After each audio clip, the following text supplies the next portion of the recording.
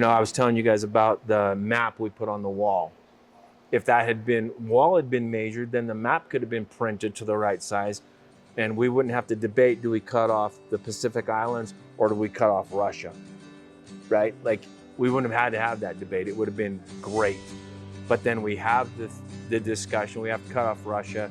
They actually ended up reprinting Russia and wrapping it around the corner. Hey guys, this is Give Us It Podcast. This is season 6. We're hitting the trails, we are climbing the cliffs, and we're grabbing every bit of adventure before the snow flies. It's about pushing the limits and connecting with inspiring people on and off the trail. So strap in, come along for the ride. This is Give Us It season 6, where the climb and the conversation both met. Hey guys, this is Wes Israelson. We're Give Us It Podcast. We're here at Momentum, the indoor climbing gym where the temperature is always perfect for you to be climbing.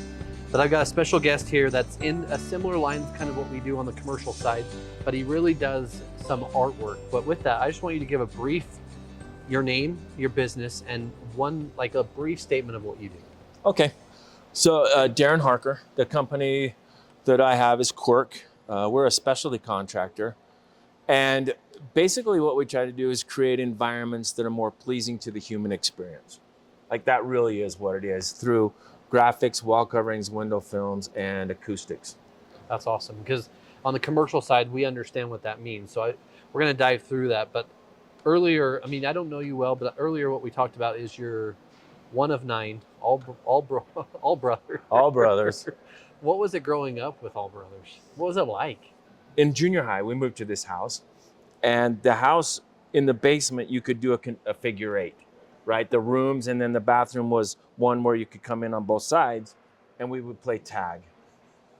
And so you're running around in the house, and we got the wood burning stove just blaring, so we're all sweating. We're hitting each other with pillows, blankets. Yeah. Cracking the walls. Yeah. It got pretty, it was fun. The oldest 7, we're about every year and a half to 2 years apart. That's awesome. So pretty close family. And your parents, either of them entrepreneur or had businesses or built businesses? No. My dad, both of my folks grew up in Shelley, Idaho. Okay. And both of them come from farmer backgrounds. Hard work. Yeah, hard work. Hard work. Yeah, there's an interesting story my mom tells when her brother didn't want to get out of bed to take care of the animals on a cold morning. Yeah, Grandpa came back in, grabbed him, and he was out there in his skivvies doing chores. That's so awesome. So, yeah, hard work. But my dad decided he would go to school. He joined the Navy so he could pay for his schooling. He was a CB, got to work in Spain and Antarctica, and then came back and actually did really good in school. What is a CB? A CB is the construction battalion for the Navy. Okay, awesome. So he was a surveyor. And so he came back, he got his accounting degree, and then he went off and did accounting. But he never wanted to take that extra step. If you can imagine, 5 young kids, 5 and younger, and you get the opportunity to start your own practice as an accountant, there's a lot of responsibility to that. Yeah. And so he just didn't take that leap. But it is interesting because myself, the first 5 are all self-employed. And then even I had one brother pass away. Sorry to hear that. Yeah, he got hit by a drunk driver Oh, at 7:30 in the morning. Whole nother story. man, He was I'm so riding sorry. his bike to work, and How long ago? 11 years now. Yeah, it was brutal day. And then my youngest 2 brothers are also self-employed. So there's quite a few of us that, for some reason, my folks were able to instill that independence. And I think a lot of it might be the ADHD, right? We want to be doing something and not be sitting in a cubicle all day long. Yeah. Well, just your figure 8 chasing each other. Oh my gosh. Boys will be boys, but you literally one tag and the whole room turns to a riot. Yeah, it gets really bad. We would jump off the roof of the house, right, and just do a Rambo roll or something. Onto a trampoline or No, just onto the ground. And then we lived across the street was a canal. Okay. So we had our bicycles and we'd make little jumps and jump in this canal and swim in the canal. And then it's kind of cold. So then we would lay in the streets looking, for traffic. Because if you're laying on a hot pavement, it's nice and warm. Yeah, that's But true. yeah, In the middle of the street. in the middle of the street. But Things are a little different, right? things are a lot different now. But it is fun because we're still all get along. We all live within Syracuse to Lehigh. That's amazing. Yeah. That's amazing. So it's really fun. And I mean, it sounds like your dad worked his ass off and worked hard, but your mom also had a hell of a job. Yeah. I mean, 5 boys, let alone 9. Yeah. So right? when I was 5, she had a set of twins. So that was 5 and under. Oh. Yeah. Can you imagine? Like, it's good. We bought a 1970 brand new station wagon. So she could just throw us into the wagon. No seat belts, right? No car seats, any of that stuff, which was really good. But I just can't imagine going to the grocery store. Yeah. Right? I want one of those, and I want one of those, and when can we have one of these? Yeah, I would have been miserable. Miserable as a mom. I mean, go up to anybody. Go up to anybody at the store, like at a Walmart, and you see a mom of 3 boys, and just ask her if she's having more. Yeah, it's no.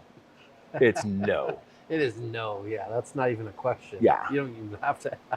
You almost don't, right?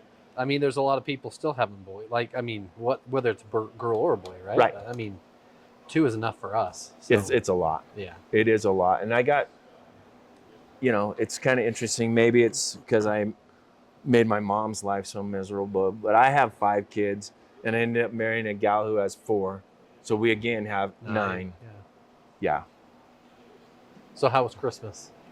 Christmas was awesome. Good. Oh my gosh, we have 6 grandkids. That's so awesome. So fun, so fun. We went and visited every one of those guys on Christmas Day. The little 6-year-old boy got a motorcycle. He's all about that, wants to go riding. And, it was fun. We had a really, really good time. That's awesome.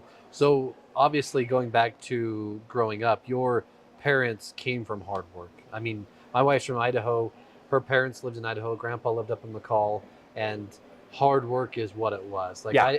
I didn't realize what hard work, I mean, I knew what it was because that's what I had to do. It's like come home, do chores, and then homework. Right. If you can.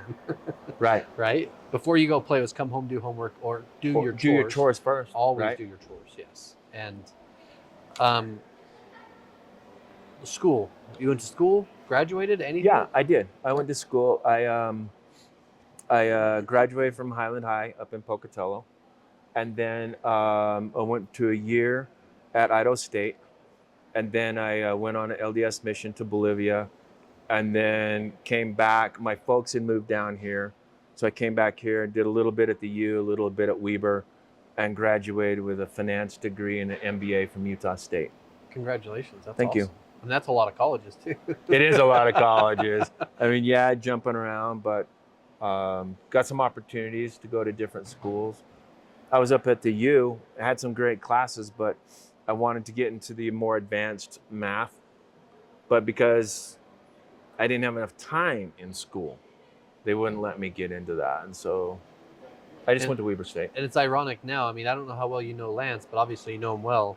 I mean, he was Logan area. Yeah. Like, I mean, Providence. and engineering degree, you guys would have probably connected pretty well anyway. Yeah.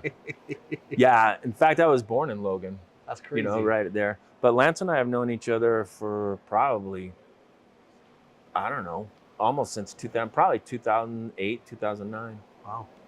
Yeah, so we've been able to work on a couple projects together. He actually, his team helped me do an install for Franklin Covey this year. That's awesome. Yeah, they're great guys. That's cool. So out of school, what did you do? Out of school, Uh-huh. I worked for Icon Health and Fitness. Okay. I was a buyer for those guys for a little while. And then I got to be a buyer for Allied Signal Engines in Mesa, Arizona. Okay. So I went down and was working for those guys, buying aircraft engine parts. Really fun job. And then my brother was running a very small ad production agency right here in Salt Lake. So he called me, he's the artist. He called me to help do the business development. And so for 5 years in a row, we just doubled our sales, and then 9/11 hit.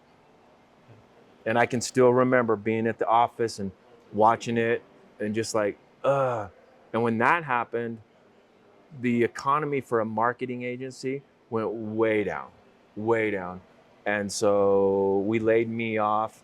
It actually pared down to just 2 guys just to make it through. And that was, I mean, because that was 2000, right? 2001? Yeah, 2001. Yeah.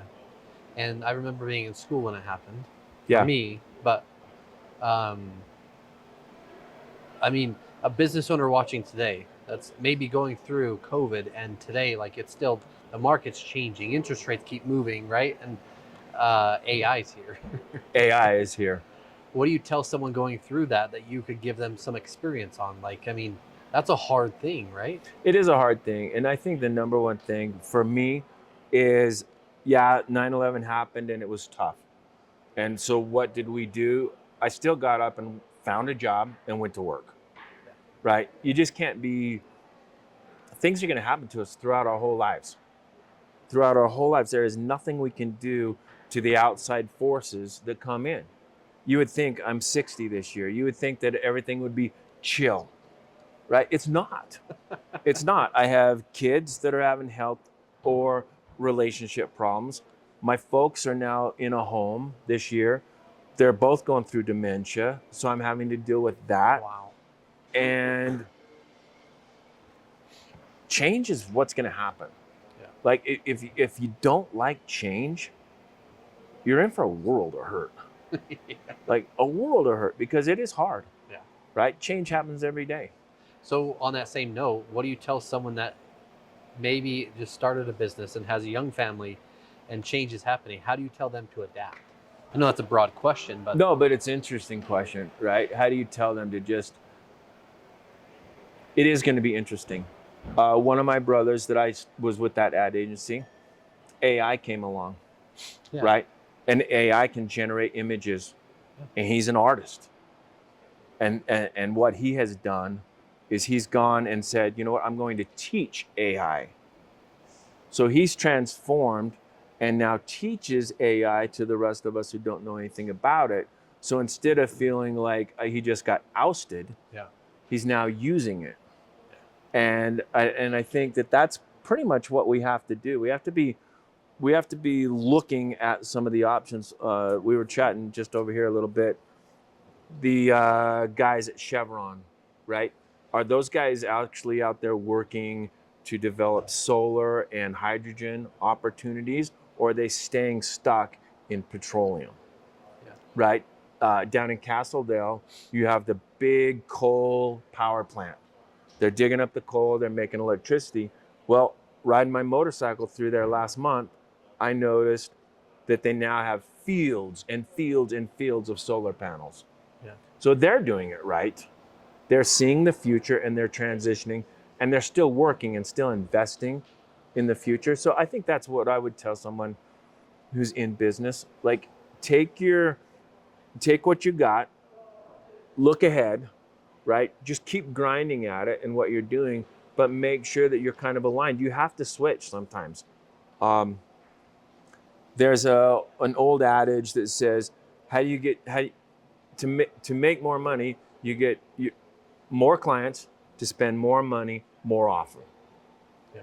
In 2017, Maverik decided to go a different direction, if you will. So I didn't do any Maveriks that year, and I didn't have enough clients. So literally at that moment, I had to go out and develop a bunch more clients. And now that I have a bunch more clients, I'm figuring out how I can do more work for them more often. That's why we don't just do wall coverings. We do graphics, window films, all these other elements that are similar, because now we're offering the shoelaces with the shoes, you know? So kind of... I want to add on that just to ask, because there's companies that may watch this that have a sales team that think, hey, all the customers are just going to come to us. So how do you guys then take what you just said and then get it out to your customers, or then get to build the anticipation or the drive or Right. create the opportunity, right? What do you guys do? So what I thought about a little while ago is if I have 100 contacts, and if I can get them to give me one job every other year, that's one a week. Okay. You really think about it, right? Yeah. That's one a week out of 100 people. Yeah. Well, build your database, right? So now I have 5,000 people, and I can almost pick and choose the jobs I want to do because I'm reaching out to these people, and then they can come with. You just can't stop. If you're in sales, there's always going to be a way to do it. And I don't know what the answer is with AI. I'm sure there are some neat things. That's part of my goal this year, is to figure out how can I use that better to go. Are we going to do TV ads? Are we going to do radio ads? Are we going to do social media? What is it? I'll never do that. I prefer to work with commercial jobs.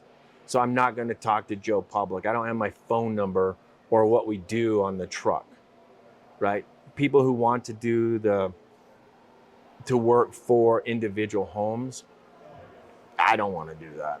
So if we wanted to, we could build that business up too, but there's problems doing that as well.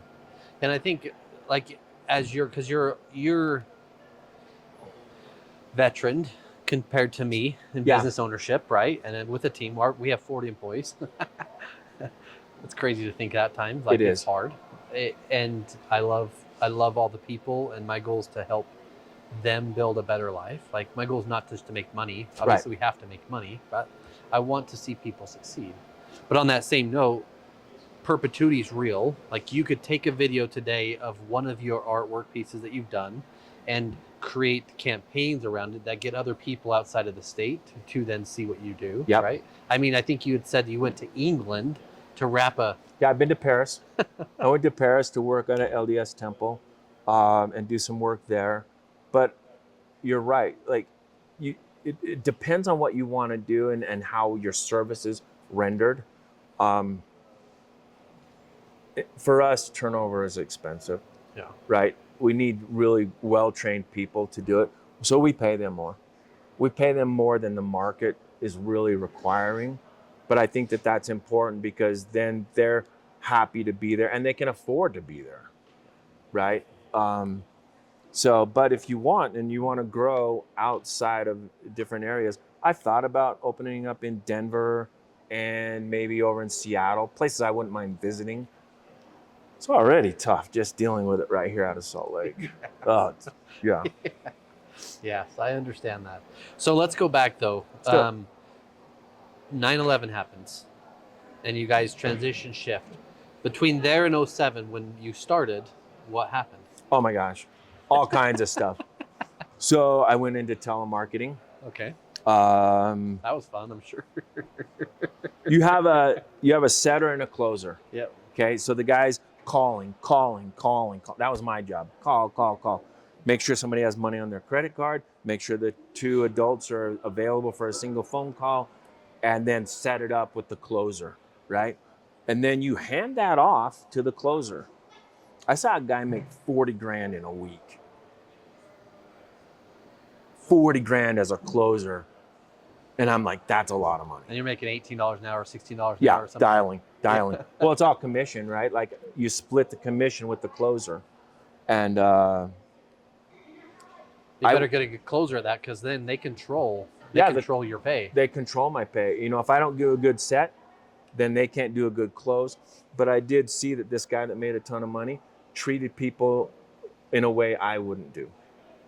Like, he's convincing them that they wanted to make a change in their life. That's why they asked for some additional information, and literally almost yelling at them on the phone to, like, what are you going to do? Are you going to stay like this your whole life, or are you going to make a change today?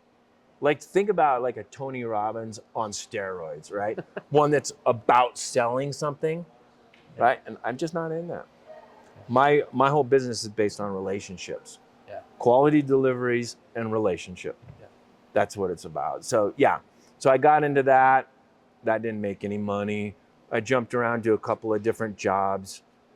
In fact, I went and worked for Maverik for a little while in their customer service scenario and in their marketing department. this is kind of a funny story, but if someone called and they were upset at management, right? Like the president of Maverik's not going to call that person back, but they give the phone number to me. Darrin, call these guys.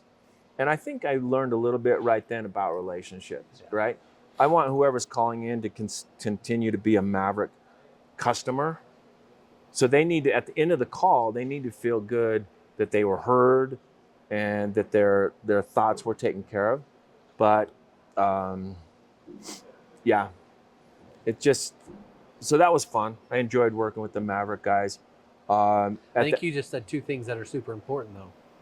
You saw a closer treating people in a way that you were like, I am not about. Yeah. And then you have this massive company say, hey, I've got all these problem people that are experiencing something bad. Will you talk to them and make them feel good? Yeah. So that's what I did. Yeah. I much prefer to help people because really in business, it's about the experience. It's about the experience that the client and the end client, because I work commercial. So the client and the end client, they both have to have a good experience so that we have done a good job, right? And so that's kind of what it's about. And that's what we pay attention to, is the client experience. And I think that's important because what you just said is your end client is got an end client. Yes. Right? So you've got to make sure it's a win-win-win. Yeah. A, you've got to make money. B, they've got to look good. And then their client has to be happy in order for you to A, get paid, and B, have a referral basis that keeps coming back so you don't have to keep paid for marketing. It's so important to make our client, Leighton Construction, Big D, Rand Construction, those guys have to look good. And so do the interior designers and architects. They need to look good. It's their design. The contractor's running it, so they need to look good. And then the end client's got to walk in and go, I love this, right? If you do that, then everybody's happy. And then you get the more work. You don't have to go pounding the pavement to be looking for work. So 07 happens and you start this company. Yeah. How did you start it? So back when I was with my brother at the ad agency, the little agency, we actually pitched Maverik on Adventure's First Stop. So, and we got it. And so then So you were the creative behind. we were the creative behind Adventure's First Stop. Wow. And then my brother Ernie, 9/11 happens. Ernie stays there. He's developing things. He's working with Maverik. And then while I'm with Maverik, after, I went more on the customer service side, we start the concept of the new build out with all the murals and stuff in it, but it never quite got to that point. Due to economic reasons and getting remarried, I needed a little bit more money. So I went and worked for another guy. And at the same time, I approached Maverik about being their installer for all this rollout. And then Maverik said, well, why don't you just go ahead and take it over and just do it? So it was a handshake, right? Maverik says, we trust you to do it, and we're just going to have you roll it out. So in 2007, we did that, and another company in town, Freeform, really cool products. Yeah. They needed help because nobody was installing that product here in town yet, and I was too dumb to know that it's tough, right? Like, oh my gosh. So many mistakes were made, but those two things, we were able to take off and start our company.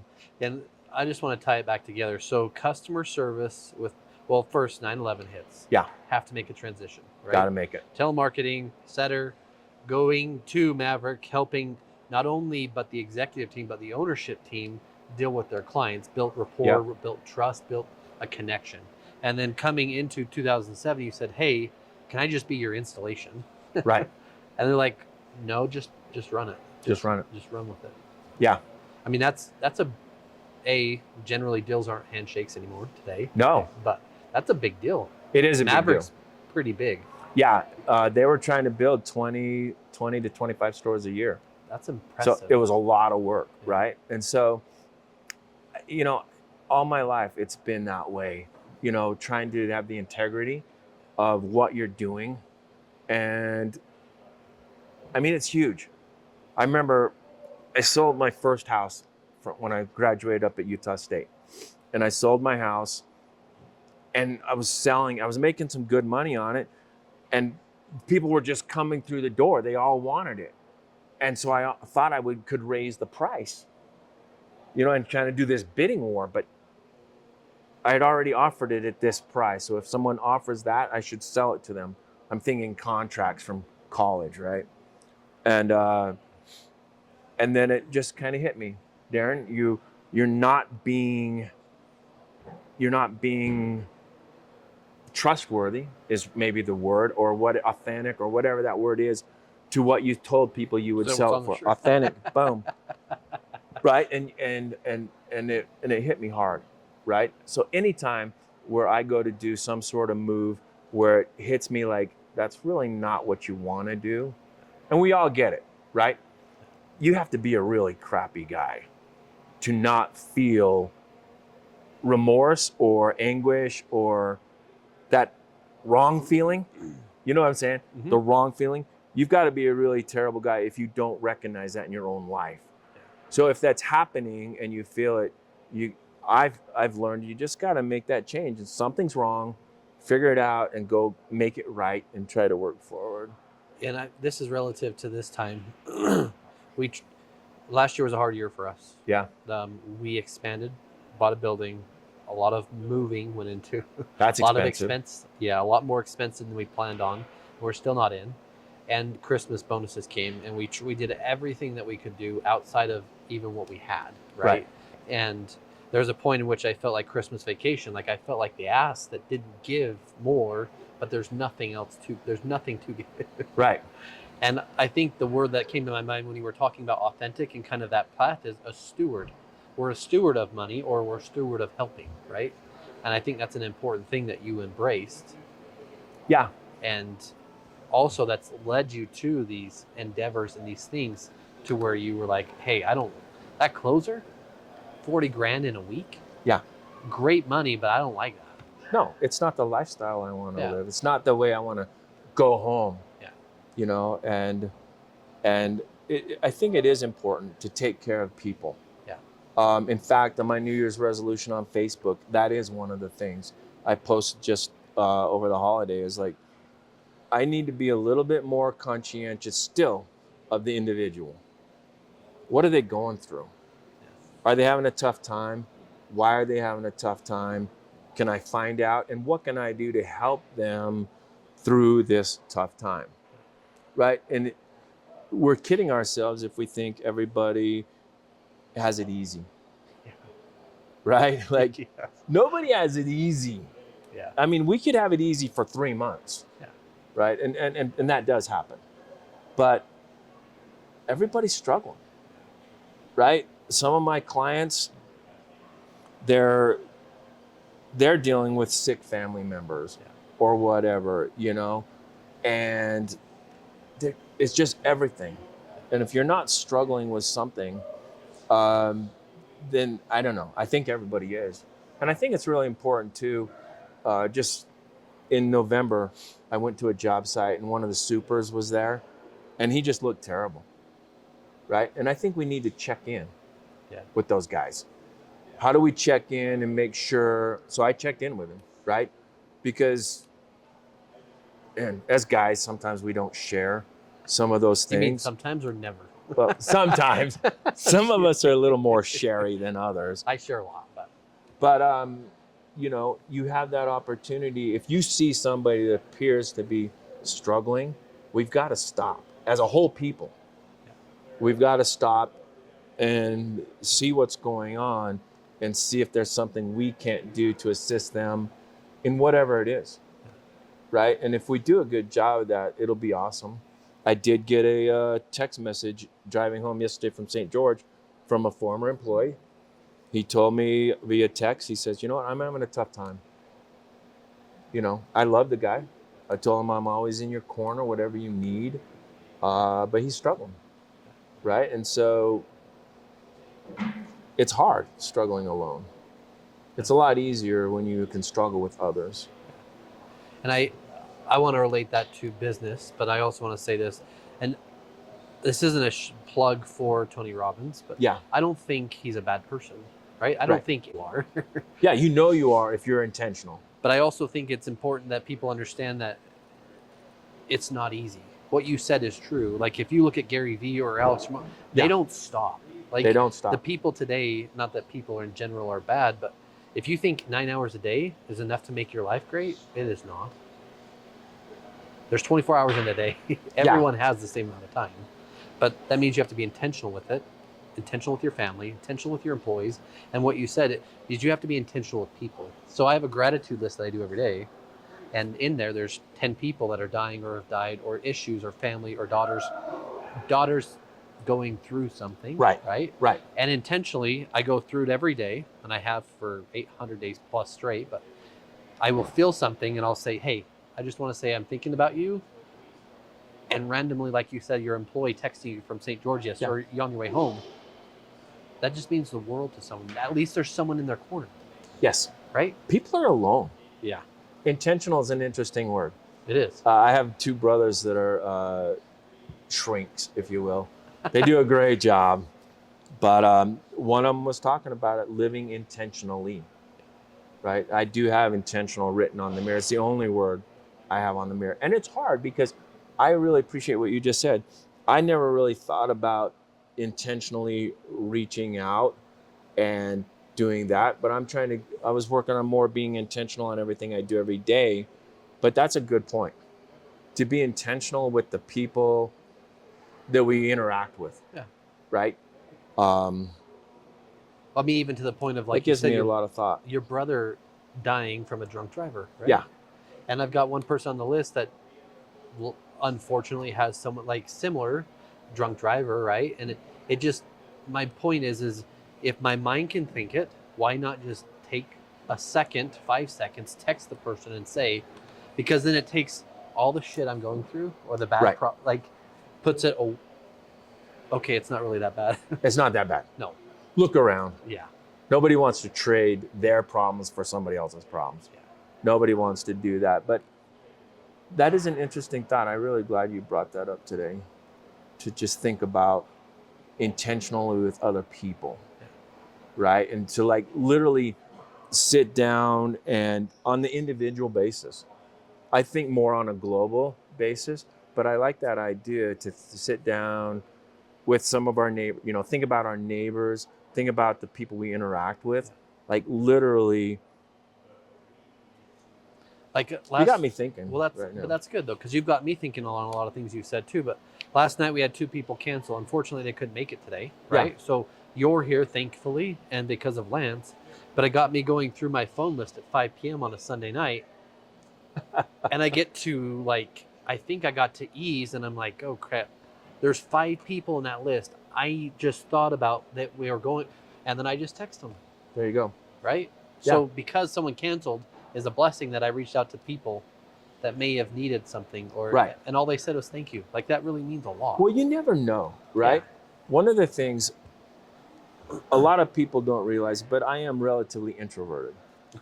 I know. I would not have pegged that. I know. I practice at it. Which one of the 9 brothers is or isn't? Which one isn't? The ones that were cheer boys. Go Davis! They are definitely not. And the one that passed away, definitely not. He was Dart Man for Davis High. Yeah, no. That's funny. Yeah, but one of the things that I've been working on is actually talking to strangers. Yeah. Having a beard allows me to go up and tell another guy that his beard is awesome. Yeah. Right? Who does he hear that from? Not very many people, right? And so you can go up and you can talk to people. And I think that's important too, is just literally go up to strangers and just say hello. You don't know if they're going to be a wallflower, right? You don't know if they're having a tough day. And just to notice the individual, I think to me is really part of what I'm doing this year. That's good. Is noticing the individual and trying to just say hi.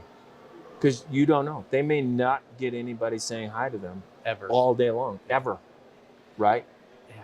And I'm going to ask the question after, but my wife will be like, who was that? And I'm like, I literally just met them. Yes. And I just gave them a hug. And she's like, how the hell do you do that? I'm like, Well, my wife's a hugger.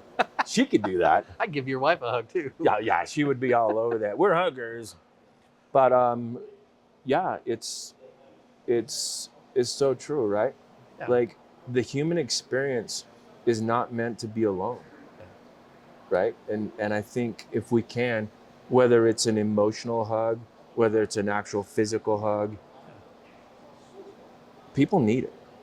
And I think, well, if you think about it, like think of your neighborhood, I'll think of mine. We don't have the front porches. We don't have people walking by. Hey, Darrin, Stacy, how are you guys doing tonight? We don't have that, right? We get home. I look at my neighborhood. People come home, open the garage door, drive in, shut the garage door, done. Yeah. Right? There's no interaction. And so being able to have the interactions is what we need more of. Yeah. I really think. And last week in a sales meeting, our sales guys, but relationships are so easy for you. I'm like, well, I don't know if they're easy. I'm just curious about people. I'm just curious. Like how you have your name on your shirt is intriguing to me. Yeah. How we talked about your truck. I'm a GM guy. I love that already. But yeah, we're all good. I want to see your truck. Yeah. And then the beard thing, I agree with you. But I would say it to a non-beard person. Hey, you look looking good. Your hair looks good. Well, I don't have any hair. It looks good. Yeah. It looks awesome, man. But, you know, it is interesting, isn't it? If we really take time to notice. And, you know, if you want to meet somebody, don't talk about yourself. Oh, no. No. Just go up to them and see what they're doing. What are you doing today? You know, for me, I'm an older guy. I could be a little creepy. But you walk up to somebody, a young mom who's maybe 27, 28, 31. She's got 3 young boys at the Walmart. Yeah. Right? Does she really want to talk to somebody like me? Not from my looks, right? She's not going to. But if you go up and you start talking about the boys and how rambunctious and fun they are, and then you share the picture of yourself with 9 brothers, then she can relax a little bit, goes, oh yeah, you really do get my challenges. Yeah. Or you could say something simply like, hey, I know it's hard right now, but you're going to miss these days. Oh yeah. Right? Right? Oh my gosh. That's what it is with grandkids. It's like, I got those days back. Yeah. Sorry, we went full right field now, but Quirk. Why the name? The name. Yeah. Okay, so you start out your company. What is it going to do? I don't know what it's going to do, right? So we called it Project Management Inc. We're just going to go manage projects. Well, first of all, yeah, we did do the PMI thing, blah, blah, blah, blah. And then it becomes just this tongue twister, right? And the company I was with my brother was 8 Fish. Very simple, hard consonants. 8 Fish. And easy to spell, you know, and things like that. And I thought, you know what? We've got to change it. An assistant of mine and myself, we went down, did an art installation at a grade school in San Diego. We finished that. We go to a beachside brunch, and we're brainstorming. It's got to be different. We don't want to be answering the project management. How can we help you? You know, we don't want to do that. It's too much. And so some of the stuff we do is quirky. We've been told it's quirky. Sometimes my interaction with people is quirky. And so literally we just went with the Quirk. You know, Quirk, because it's simple, it's easy to say. We still kind of have to spell it once in a while. Like, how do you spell Quirk? But, and then we do things different, right? A lot of the people, like my shirt, everybody spray paints their name. Everybody gets to do their own name. And then we do it on the back. We put the logo on the back. But everybody gets to do that too. And you can spray paint it with blue. You can spray paint it with whatever you want and decorate it. And that allows our team to be individually creative, But at the same time, you walk into a place and everybody knows who's on the team. Yeah. Right? And then here's another thing. We work with people, and people have names. You can climb. Yeah, go Oh, right yeah. ahead. Yeah. And people have names. That's who you want to work with. I hate, as I'm getting older, I don't remember people's names. I don't want anybody to ever wonder what my name is. I'm always looking at their helmet, their outfit, what are they wearing? Is there a name? But there's not. Yeah. But because I wear a shirt with my name on all the time, I'm in St. George this last week. A guy named Scott comes up and says, "Hey, Darrin, good to see you again." Yeah. Like he wasn't wearing his shirt, I wasn't wearing mine, but I still look the same. Right? Be the brand, right? The brand. Yeah. It's the brand. Yeah. It's all about the brand. And all Sorry. my guys are they're either wearing a bright yellow or a bright orange shirt today. That's good. We can walk onto a job site. We have to, right? We're in construction. We don't always have to because we're in retail. I mean, we're out places, but Yeah. we always wear them. And I think I like the idea because you get the creativeness to your team, Yep. right? But it's also like when I was in the field working at a job site, my hard hat had my name, but it also had whatever I liked. I would dip it in something and make it creative. Ooh. So I like the idea of it, right? Our hard hats are kind of fun. They now have to go to the ones with the strap, Uh-huh. you know, and the kind of like the what is it, like the skateboarder style, right? So we just got brand new ones, gray. And we got orange Quirk put on the back. Our orange names go along the front. And so now it's very branded that way as well. That's cool. So yeah, it'll be super cool. Everybody got a brand new hard hat for Christmas. I'm pretty stoked about it. And then for our stickers, when people become proficient at something, they get a sticker That's awesome. designating that.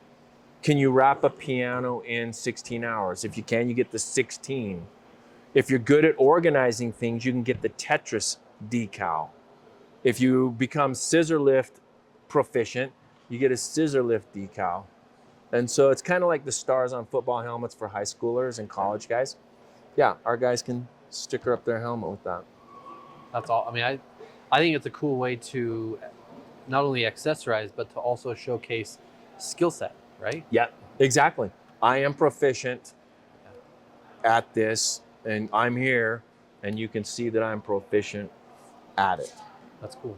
Yeah, it gives our guys something to work towards too. Yeah, and I think that's important. I think it's important for the team in general to have levels of accountability, but also levels of, hey, well, what's that Tetris sign mean? Right. I want that thing on my own. And not everybody's going to get it. No. Yeah. Right? If you think about your organization, you've got some guys that are good at this task and they just go boom, boom, boom, boom, and they're awesome. But to be able, especially the Tetris one, to be able to work and coordinate effort of a bunch of people, that's our Tetris guy. Like, he's creating all those elements. And yeah, That's cool. it is fun. That's cool. So back to Quirk. Yeah. It all started because of a Maverik thing. Well, it all started because I need to make more money. Yeah. I mean, that's really what happened.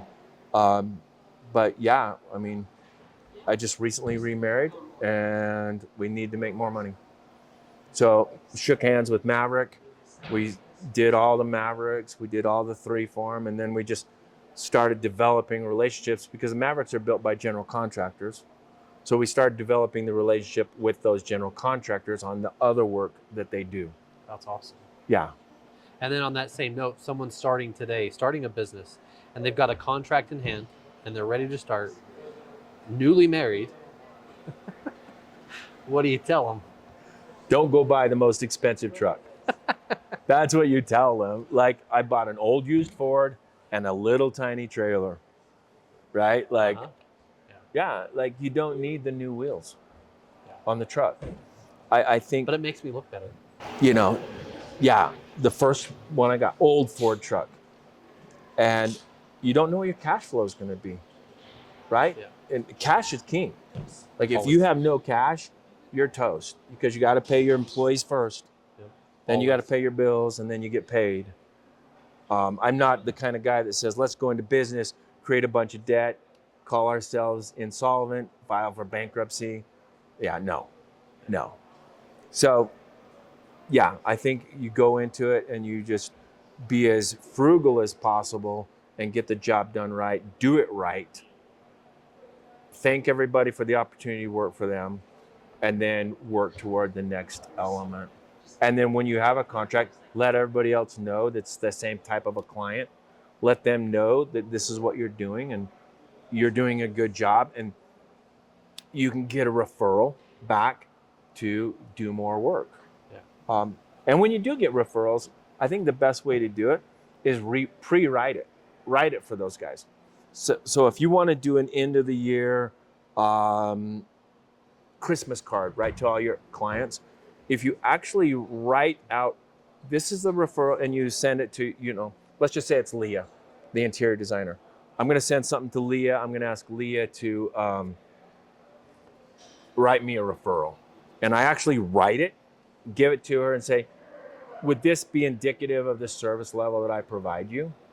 And she'll say yes, and you can go ahead and use that. Yeah. You're going to get a lot more responses if you ask them to just write one. Yeah. But yeah, using those referrals, then you can build your business and tell other people what you're doing, and that people enjoy working with you. And what would you tell someone today in a business? Same thing, same question, and newly married. How important is it to have your spouse on board? If you're going to start a business, your spouse better be on board. Because if they're not, the amount of time and dedication it takes to building a business and running a business, it's a lot. There is some challenges though. My wife works with me. It would be better probably for both of us if we didn't. Yeah. Right? But she also likes to be involved. Yeah. So it's hard because you have to take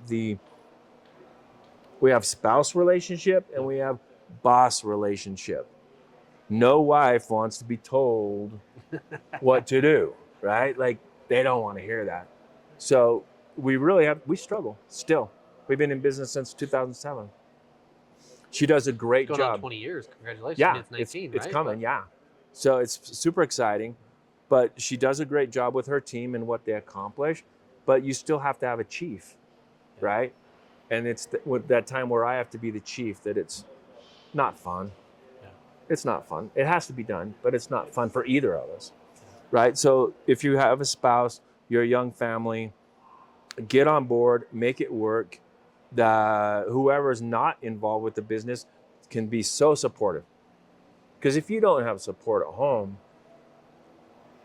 right, you're not going to make it. Like, it's going to be tough. If you have support at home, and they can even get involved, build the list of potential clients, make some phone calls, do whatever you can to help promote the next thing and the next thing and next thing, and get that ball rolling. Once the ball's rolling, it's really hard. You're going to have a 9/11-esque element to stop it, right? But that's not going to happen very often. Well, I mean, COVID for us about killed us. Oh, right? It was crazy. If I didn't have all the contracts, because our contracts, we sign them today, but some of them won't finish for a year and a half. So we already had work. And so we didn't die on the COVID element. We just kept going. And I remember 08 being hard. Yeah. Really hard. And we started in 07. Yeah. I mean, I can't imagine. Yeah. Luckily, Maverik didn't slow down. Yeah. They're going, boom. And I remember a few other times, like it seems like, as you said, everyone's going through hard. The level of hard they've either adjusted to, so it may not look as hard. Right? Or they're going through chaos and you just don't know it. It is true. If you think about it, like the level of hard, right?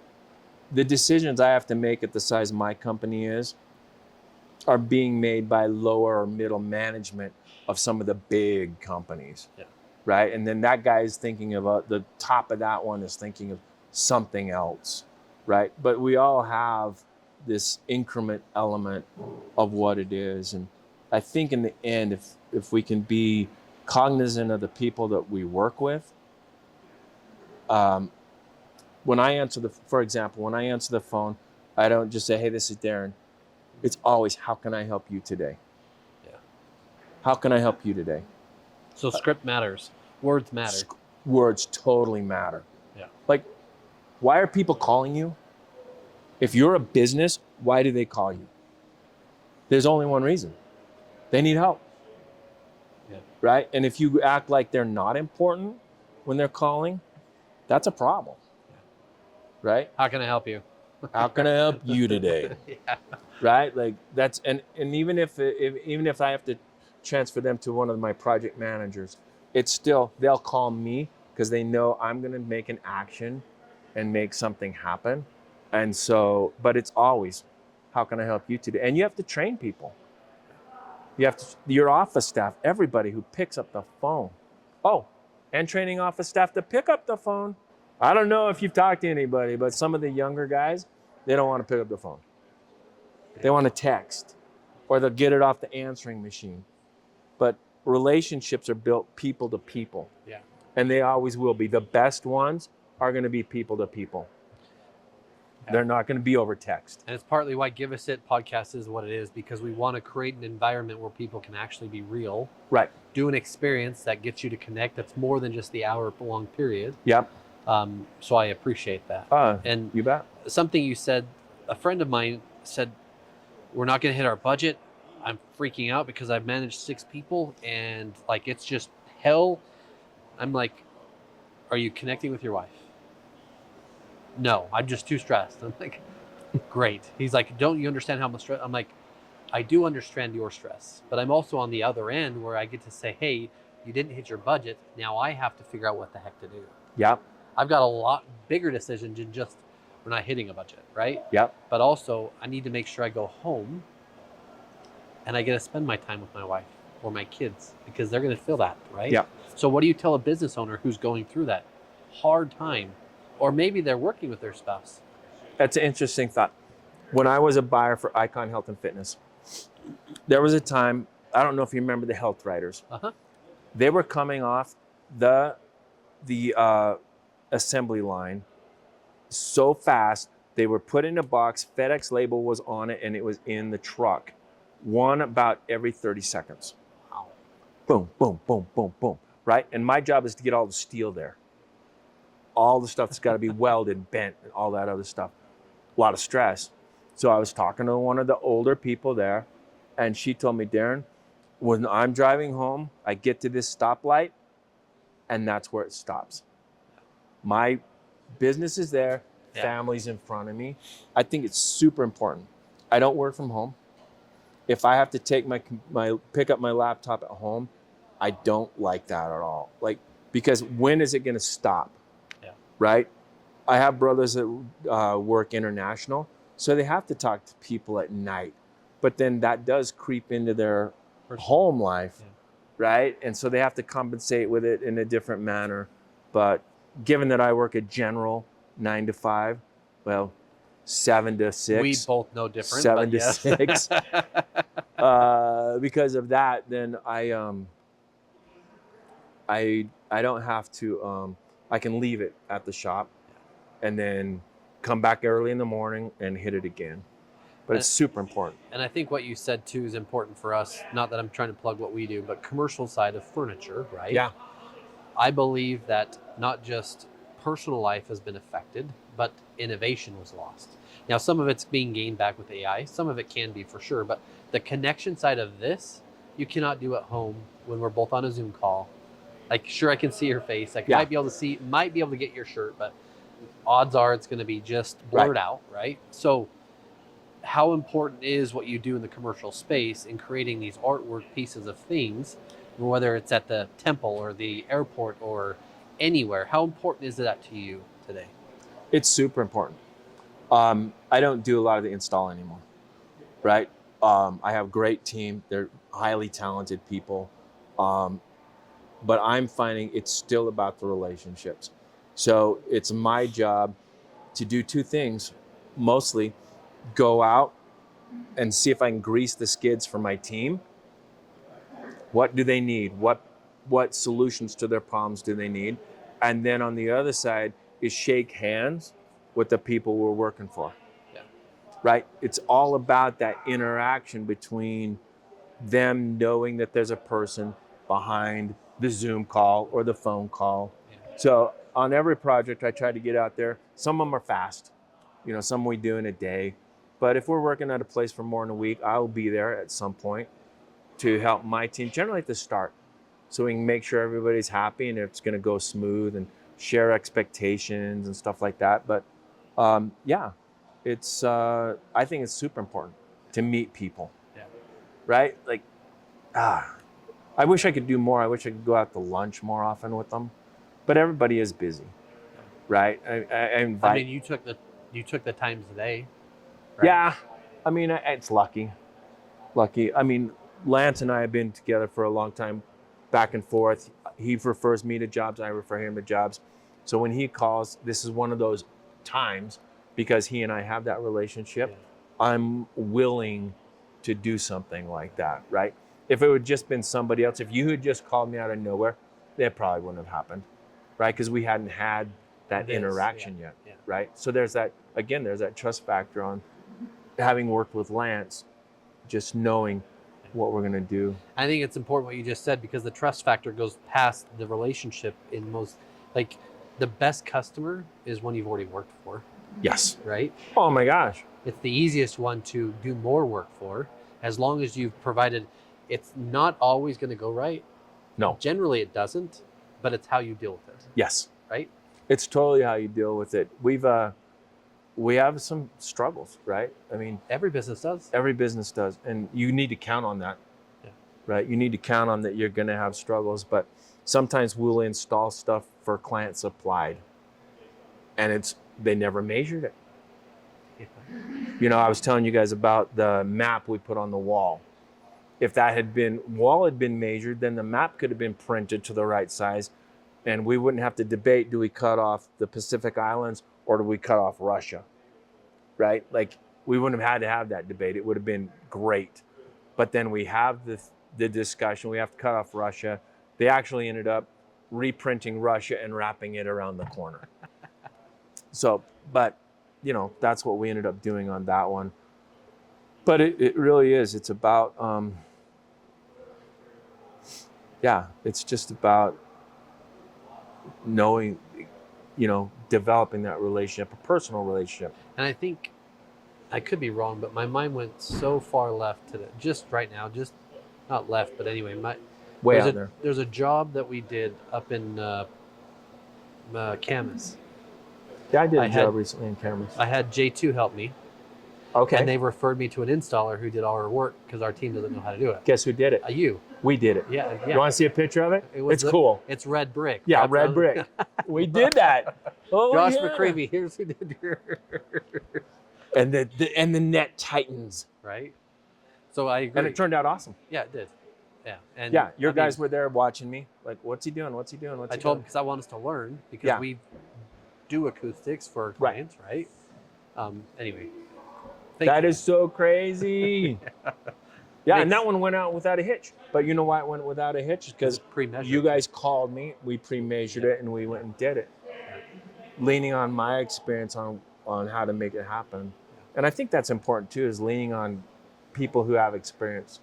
Like, I don't think we ever should feel like we're the only ones that know it. And I also want to ask the question now, because we're on experience. How much more important is it to you that you've installed almost everything, built almost everything, that your team, before they move into any sales position, understand how to build it, assemble it, create it? Like we talk about it, luckily for us, our sales team, most of our sales team's been through installation. Yeah. That way we're not just selling you a load of bulk crap. We actually know, hey, it will looks or good, it won't work. And it actually works. Is that really what you want? That's an interesting question. I think it's important that someone does do that.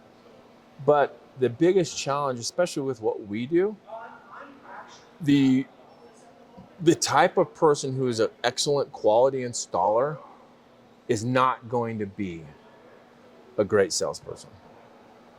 They're technicians.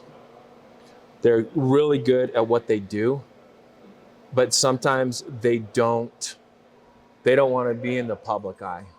Yeah. Right? The gal that I've got working down in my lead at the temple, she barely wants to go to the meetings. But everybody knows that she's doing awesome, and we're getting more work down there simply because she's doing awesome. She's not going to be the person that's going to pick up the phone and call somebody and say, hey, can we show you what we're doing? So for us, I think if you're going to be in sales for us, you got to know the product, and there might be a couple, but it's not going to be something that most of the technicians are going to aspire to do. They just won't. They don't want that. They don't even want to be project managers. They just want to be awesome at what they do. And then you have the project managers that have to deal with the client and the staff. Yeah. I don't know that that's going to work for us. I could see it working in other places. But I mean, if you think about like a programmer, right? One of my son-in-laws a programmer. He programs great, but he does not want to pick up the phone and make a phone call. So, and if we go like 3 questions before we wrap up. First one, let's say, what's like the coolest project you've done? The coolest. Yeah. If you had to pick one, and that's the one you're going to show everyone. Well, I tell you I'll tell you which project's going to be seen by more people than anything. Salt Lake Temple. When they had that open house, maybe later this year, 2026, millions of people will see the work that my team's doing. That's amazing. I've had people that want to come in and work for a day so they can say they did it. I'm like, no. No. That would be a total dish on the people who really did the work. So yeah, my staff that's down there, that'll be seen by more people, and it's awesome.